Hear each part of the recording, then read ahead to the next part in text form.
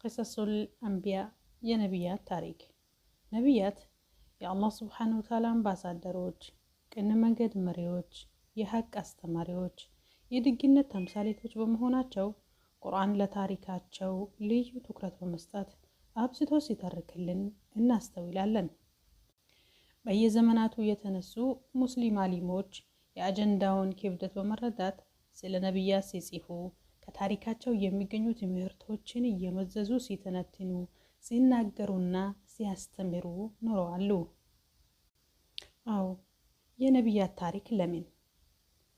በአንዳንድ ሰዎች አእምሮ ውስጥ የሚከተለው ጥያቄ ሊመላለስ ይችላል። የነቢያት ታሪክ ለምን? ስለ ጥንት ዘመናት የሚያወጋ እንደመሆኑ እርሱን ማንሳት ምን ይጠቅመናል?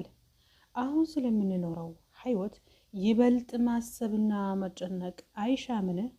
መፍትሄ የሚሹ በርካታ ችግሮች፣ መድኃኒት የሚሹ በሽታዎች ከፊት ለፊቶቻችን ተከምሮ እያለ እርሱን ችላ ብለን ለመቶዎቹ ዓመታት ወደ ኋላ በመመለስ ስላለፈ ዘመን ማሰብ ምን ይፈይደናል? ይህ እይታ በጣም ያስደስተኛል። የደረስንበትንም ብስለት የሚያመላክት ነው። የየሀገሮቻችን ተጨባጭ ሁኔታ ለማስተካከል ካለን ጽኑ ፍላጎት የመነጨ በመሆኑ ወድጄዋለሁ። እኔም ከዚህ እይታ ውጭ አልሆንኩም።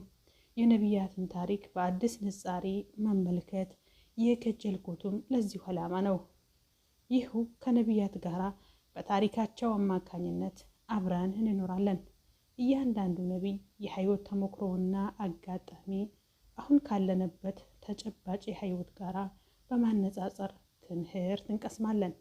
ይህ ትምህርት ለህብረተሰባችን ለሚጠቅምና አላህን ሱብሓነሁ ወተዓላ ለሚያስደስት በጎ ስራ እናገለግልበታለን።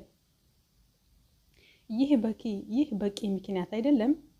የነቢያት ታሪክ እጅግ አስፈላጊ የሆነው በዚህ አዲስ ንጻሬ ስለምንመለከተው ብቻ አይደለም። እስከ ዕለተ ቂያማ ድረስ ዘላለማዊ ተአምር የሆነው ቁርአን ከይዘቱ ሲሶ ያህሉ በነቢያት ታሪክ የተሟላ ነው።